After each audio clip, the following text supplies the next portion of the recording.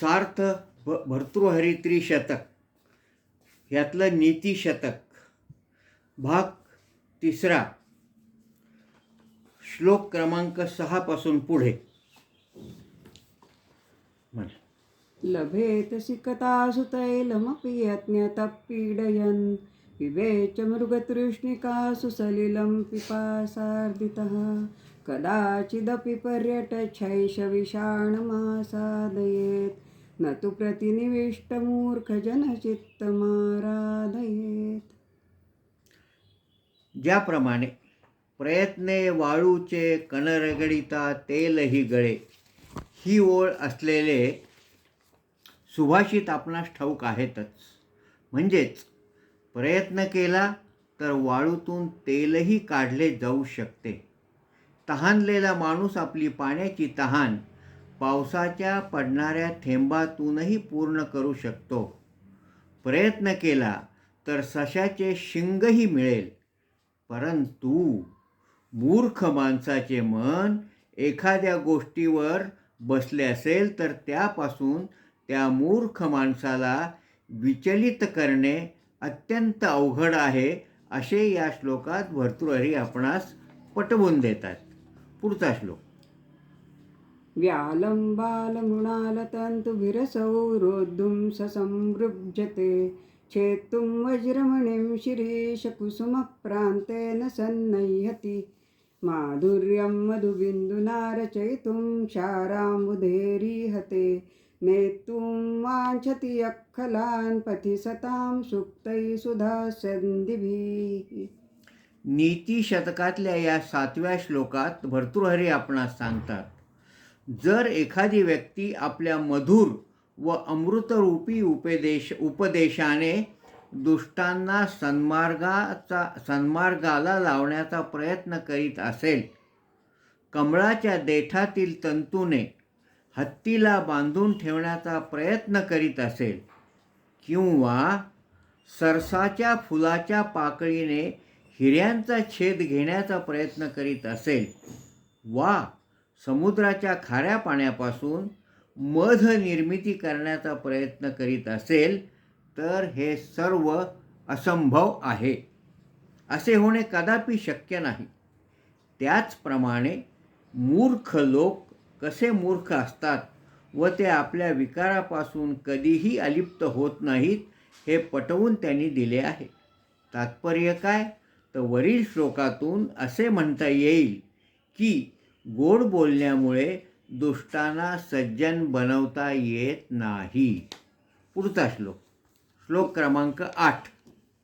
यदा किंचिज्जज्ञो द्वीपैव मदान्धः समभवम् तदा सर्वज्ञोऽस्मीत्यभवदवलिप्तं मम मनः यदा किंचित् बुधजनसकाशादवगतं तदा मूर्खोऽस्मीति ज्वर इव मदो मे व्यपगतः.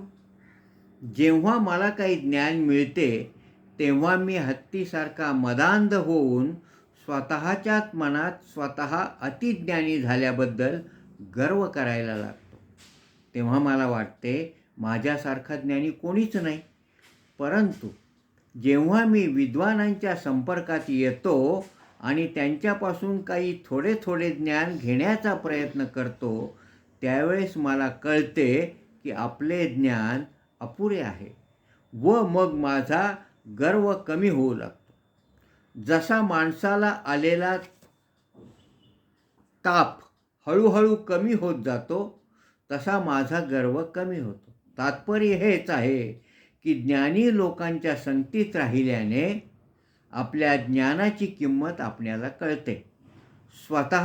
स्वतःला ज्ञानी म्हणून गर्व करणे किती खोटे आहे याची आपल्या मनास प्रचिती येते व आपला मूर्खपणा आपल्याला कळतो, असे या श्लोकातून भर्तृहरी आपल्याला सांगतात. पुढील श्लोक. शिरःशार्वं स्वर्गात् पशुपतिशिरस्तक्षितिधरं महिद्रातु तुङ्गादवनिमवशे वनेश्चापि जलधिम् अधाधो गङ्गेयं पदमुपगतास्तोकमथवा विवेकभ्रष्टानां भवति विनिपातः शतमुखः. तर पावन पवित्र गंगा स्वर्गातून सर्वप्रथम शिवशंकरांच्या म्हणजेच पशुपतीच्या मस्तकावर आली. तेथून ती अतिविशाल अशा हिमालय पर्वतावर आली. तेथून ती पृथ्वीवर अवतरून नंतर समुद्रात विलीन झाली आहे. तेव्हा ती खाली पडताना तिचा विलय होत गेला. तिचा प्रवाह कमी कमी होत गेला. या श्लोकात अविवेकी व्यक्तीची अधोगती ही गंगेप्रमाणे होते असे भर्तृहरीने सांगितले आहे. विवेकी पुरुष आपला विवेक सोडावयास लागतो त्यावेळी त्याचे पतन सुरू होते असे समजावे. म्हणूनच प्रत्येक व्यक्तीने विवेकाने वागावे.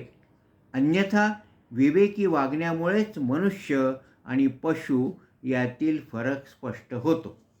पुढचा श्लोक 10.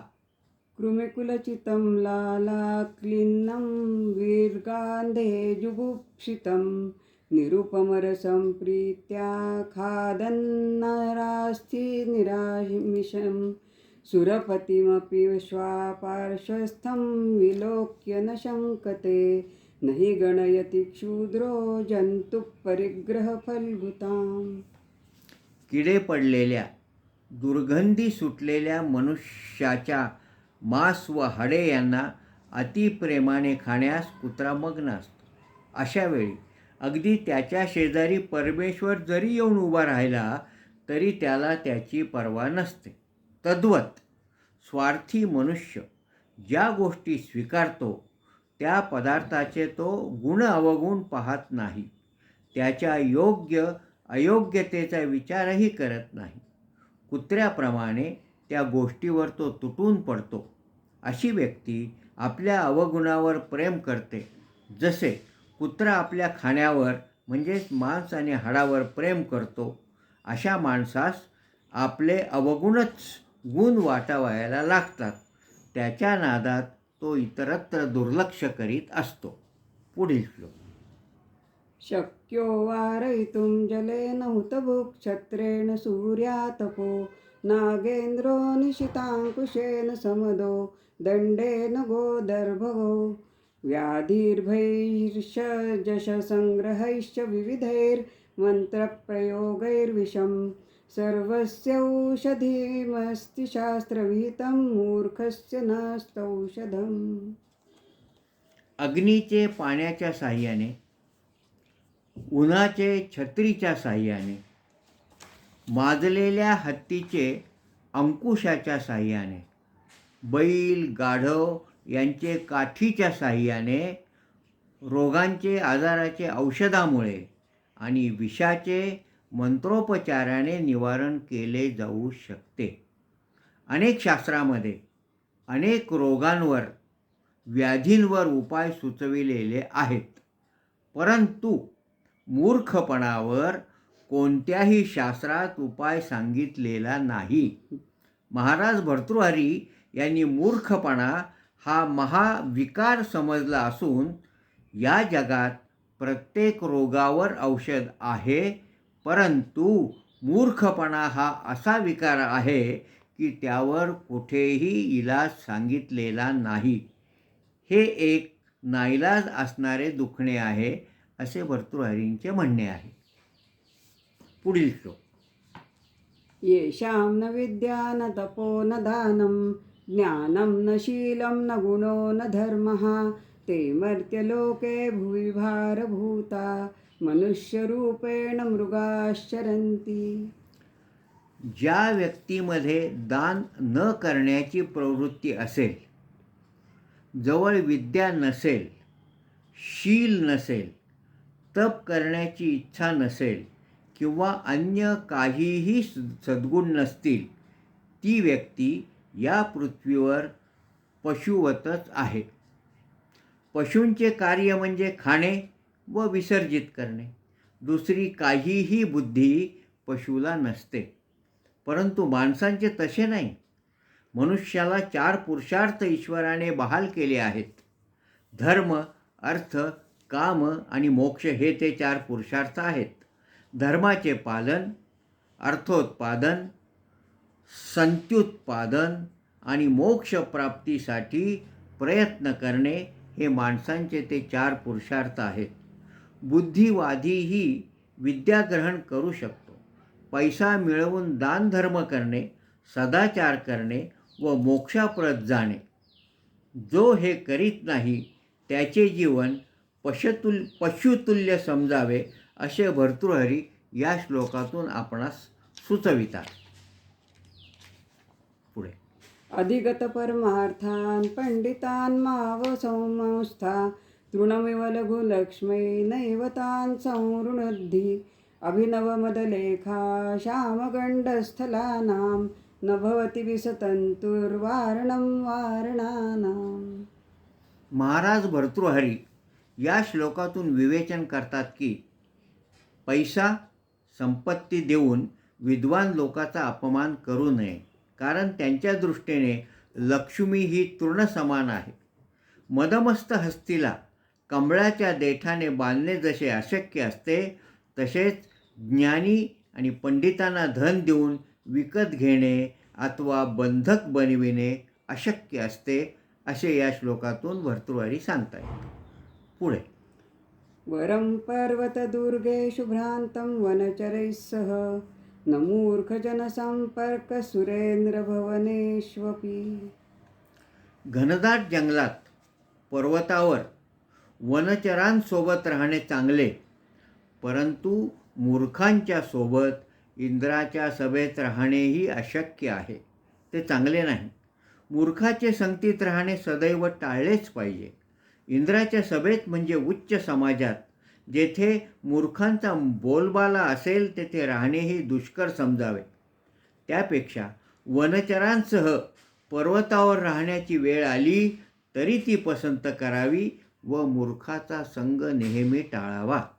पुढे हर्तुर्याति न गोचरं किमपि शं पुष्णाति यत्सर्वदा प्यर्थिभ्यः प्रतिपाद्यमानमनिशं प्राप्नोति वृद्धिं परां.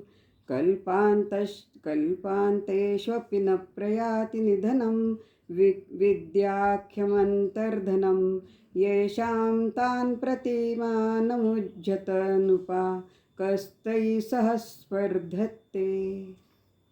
ज्याच्याजवळ विद्यारूपी गुप्तधन आहे, की ज्याची चोरीही चोरी करू शकत नाही, आणि जे ज्ञान, जी विद्या सदैव सर्वांचे कल्याण करीत असते, नव्हे ते ज्ञान शिष्यांना देताना त्याची नेहमीच वृद्धी होत असते, जे महाप्रलयातही नाश पावत नाही, असे हे विद्याधन, ज्ञानधन ज्याच्याजवळ आहे त्याचा नेहमीच सन्मान करावा.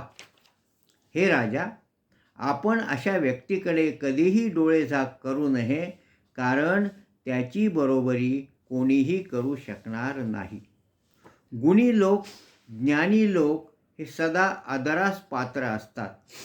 त्यांची विद्या कोणीही चोरू शकत नाही. तर ते ज्यांना विद्या देतात त्यामुळे हे विद्याधन सतत वाढत असते. भर्तृहरीही ही बाब राजे रजवाडे तथा धनिक लोकांना उद्देशून सांगितलेली आहे. आपल्या श्रीमंतीच्या घमेंडीत त्यांनी गुणीजनांचा अनादर करू नये, कारण धनिकांचे धन हे कधी ना कधी नष्टच होणार आहे, पण गुणीजनांचे विद्यारूपी धन महाप्रलयात सुद्धा वाचणार आहे, ते नष्ट होणारे नाही, असे या श्लोकातून भर्तृहरी राजे रजवाड्यांना पटवून देतात.